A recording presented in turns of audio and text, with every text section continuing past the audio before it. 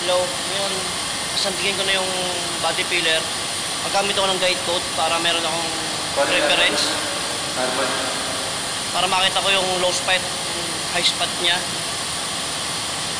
And para makita ko rin yung kung may-risk na ba yung matatalas na liha. Gamit ako ng 120, 240, at saka 320.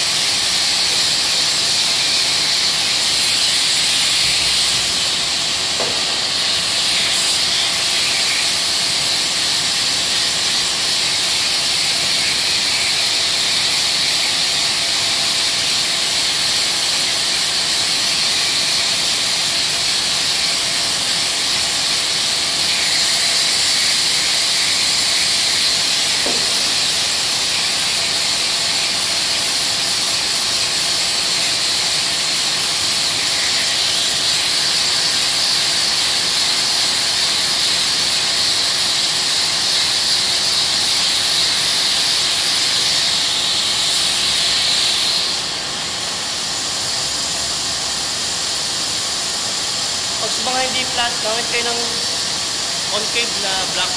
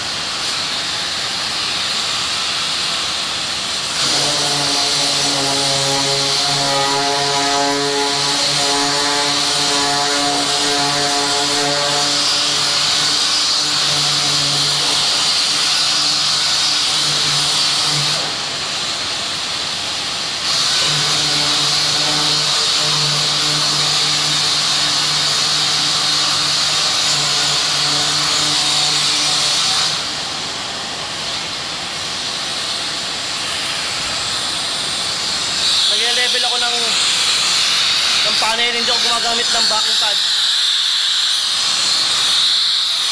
Yung ano lang mismo, liha lang at saka yung machine. Kasi matigas to.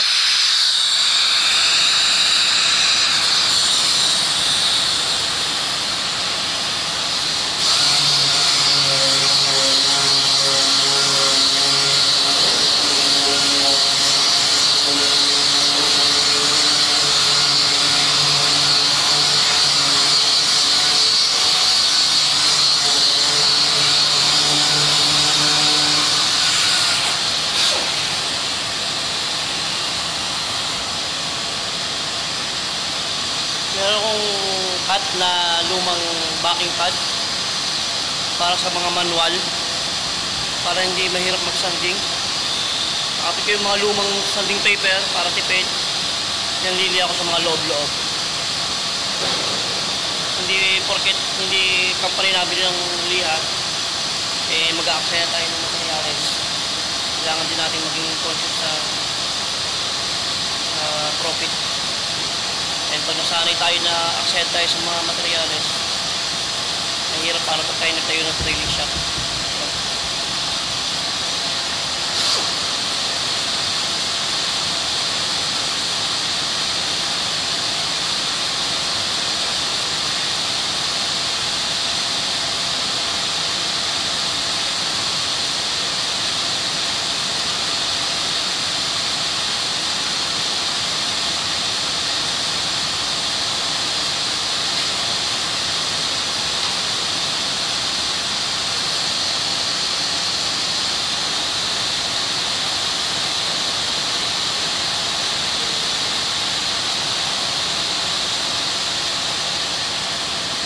Dapat maganda yung prep nyo kasi kahit magaling kayo magbuga pero hindi maganda yung prep nyo, pangit yung nakakalapsan. Dapat maging confident kayo habang nagpe-prep kayo.